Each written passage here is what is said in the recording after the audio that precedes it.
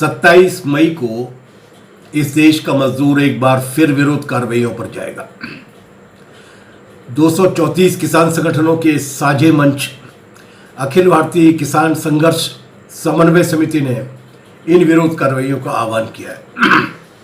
27 मई के दिन हम ये मांग करेंगे कि लॉकडाउन की वजह से जो नुकसान हुआ है आमदनी को और खेती को, रोजी रोटी को, उस नुकसान की पूर्ति के लिए हर परिवार को आने वाले 3 महीने तक प्रति माह 10,000 रुपये दिए जाए। खेती के जितने भी काम हैं उन कामों को भी ग्रामीण रोजगार गारंटी कानून से जोड़कर जो प्रवासी लौट कर आए हैं उन सहित हर परिवार में जितने भी बालिग व्यक्ति हैं उन सबको रोजगार दिया जाना चाहिए।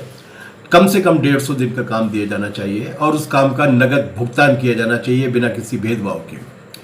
हम ये मांग करेंगे कि लॉकडाउन के दौरान जो रबी की फसलें आई, जो फूल आए, जो फल आए, जो सब्जियां आई, जो दूध आए, जो अंडे आए, जिनकी बिक्री रुक गई, उनकी खरीद के लिए अब सरकार को खुद खरीद का काम अपने हाथ में लेना चाहिए और उनकी कीमत जो है उस कीमत का भुगतान हर हालत में स्वामीनाथन आयोग की सिफारिशों के हिसाब से करना चाहिए। अभी भी लाखों की संख्या में प्रवासी मजदूर फंसे हुए हैं। इन मजदूरों को वापस लाया जाना चाहिए बिना किसी किराए के। हवाई जहाजों में ला सकते हो, शुरू में रेलगाड़ियां नहीं चला सकते, बस नहीं चला सकते, उन्हें बिना कोई किराया वसूले लाया जाना चाहिए। जो अपनी दम पर अपने खर्चे से आ गए हैं उनको प्रवासी राहत के नाम पर प्रति व्यक्ति कम से कम 5,000 रुपये की राशि दी जानी चाहिए।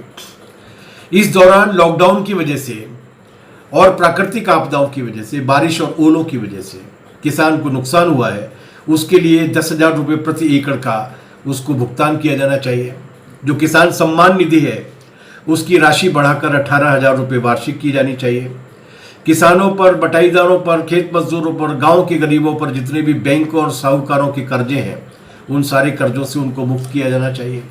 उनके पास जो किसान क्रेडिट कार्ड है उस क्रेडिट कार्ड के ऋण की वसूली फिलहाल नहीं की जानी चाहिए, बल्कि उसी कार्ड पर नया ऋण दिया जाना चाहिए ताकि खरीफ की फसल की वो तैयारी कर सके। खरीफ की फसल के लिए उन्हें खाद, बीज और कीटनाशक मुफ्त में दिए जाने चाहिए। इसी के साथ साथ जितनी भी राशन दुकानें हैं, चाहे वो गांव में हो चाहे शहर में हो, उन राशन दुकानों से सभी आवश्यक वस्तुएं उसको उपलब्ध कराई जानी चाहिए, केरल की तरह किट बना के बहुत सस्ती दरों पर। और ये राशन सभी को दिया जाना चाहिए। राशन कार्ड नहीं है तो आधार कार्ड हो, आधार कार्ड नहीं है तो पंच, सरपंच, पार्षद या मोहल्ले के नागरिक सत्यापित करते हैं तो उनके हिसाब से दिया जाना चाहिए।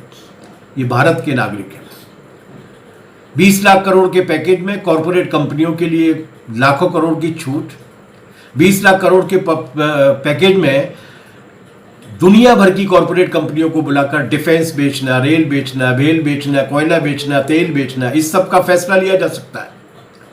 लेकिन देश की बहुमत आबादी को देने के लिए आपके पास पैसा नहीं है, ऐसा नहीं चलेगा। इसके लिए पैसा जुटाना है तो जितने भी रईस लोग हैं उन पर टैक्स लगाइए, जितनी भी कॉरपोरेट कंपनियां उन पर टैक्स लगाइए। और नरेंद्र मोदी जी दावा करते हैं कि विदेशों में जमा पैसे किन के हैं उनकी जेब में सूची है, उस सूची को जेब से बाहर निकालिए और उनसे पैसा वसूल कीजिए। कोरोना से, महामारी से लड़ने के लिए इसके साथ साथ स्वास्थ्य सुविधाओं का गांव तक विस्तार कीजिए। केरल इसीलिए बचा है। अगर वो स्वास्थ्य सुविधाएं गांव-गांव तक होंगी, जांचें होंगी तो बीमारी फैलने से रुकेगी। वरना पिछले 3 दिन में बहुत चेतावनी, बहुत ही खतरनाक तरीके से बीमारी बढ़ी है इस देश के अंदर। इसी के साथ साथ पूरी दुनिया में जब पेट्रोल सस्ता है, डीजल सस्ता है, आपने उसकी कीमतें बढ़ाई हैं।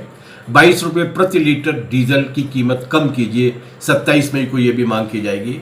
27 मई को अपने घरों से निकलिए, पंचायत भवन पर, स्कूल पर, अपनी गली में इन मांगों को लेकर प्रदर्शन कीजिए। किसान का दबाव बनाइए, सरकार को मजबूर कीजिए और 20 लाख करोड़ के पैकेज के नाम पर देश को लूटने, श्रम कानूनों को खत्म करने, मंडी एक्ट को खत्म करने, किसानों की लूट का लाइसेंस देने की जो कोशिश की जा रही है उसकी मुखालफत कीजिए। किसान और मेहनतकश जनता की एकता बनाइए। 27 मई को अपनी ताकत दिखाइए। इनकलाब जिंदाबाद।